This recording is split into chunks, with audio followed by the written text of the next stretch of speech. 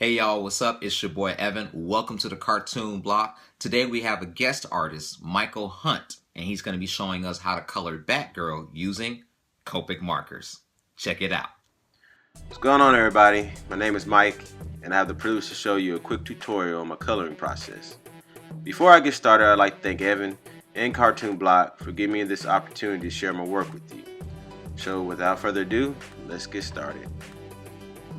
First, I'll be using my Copic markers E00 and E93 to lay in my skin tones. I begin my drawing by using my E00. Right now I'm moving around the contours of the face and applying my base colors to all the shadowy areas. It really helps if you know a little about the planes and the form of the face when doing this. Next, I'll grab my E93 and I go back over the shadow areas. I'm being sure not to completely oversaturate the base color that I previously laid down. Be sure that you leave the breaks in the skin where the light hits the face more directly. This is going to become very important later on when you want to make sure this looks like a three-dimensional form. As you can see, I've grabbed my E00 once again. I'm going around all the places of the face I've already touched and just make sure it makes a nice, smooth, consistent blend between the two different skin tones that I've laid down previously. Then I go back and add a flesh tone to the lips. I'm not really worried about leaving highlights on the lips like I normally would because I can go back with white out later on and add the highlights to it. For the blues of the picture, I'll be using my Copic B24 and B21. I start off by using my B21 and applying it to the skin.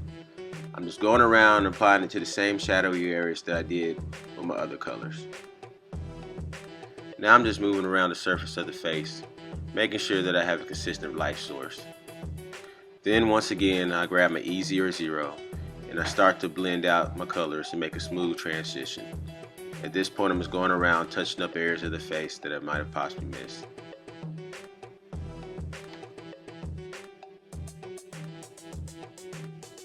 Alright, so now I got my YGO3. The only thing I need this for is so I can do the eyes. My main concern with those is just to make sure I leave a highlight so you can see where the light directly hits the eyes. Then I go back and grab my B21 once again, and realistically I'm just moving around playing with the mask to see what I like, what it looks like, you know. As long as my light source is consistent, I can pretty much color the mask any style I want. I'm imagining her mask is made out of some type of highly reflective material, so that's why I'm leaving the big highlight on the front top of the forehead versus how it shines, reflects off her face. So now I grab my B24 for the darker shade of blue. Right now I'm just applying shadows to anywhere that I think that the light wouldn't actually hit the mask. As you can see at the top of the head, I started playing with the way I color it, but I didn't really like it, so I filled it back in. Because it's all about experimentation to see what you like. And at this point I'm pretty much going around adding spot color and just adding the shadows anywhere that makes sense, It's not an exact science. Then I go back with my B21 once again and I'm making a nice, smooth, consistent blend as I always do at the end of my coloring process.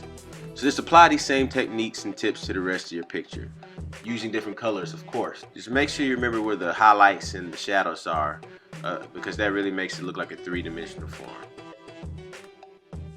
For commissions and work, my email address is commissionhunt@gmail.com. You can see my DeviantArt address.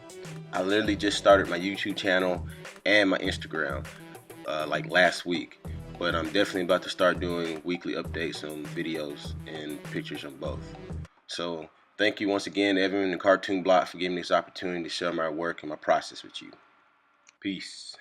And if you're still having a hard time coming up with your own superhero body, then click the link below in the description and get my free superhero mini course. Get started right now. Don't wait.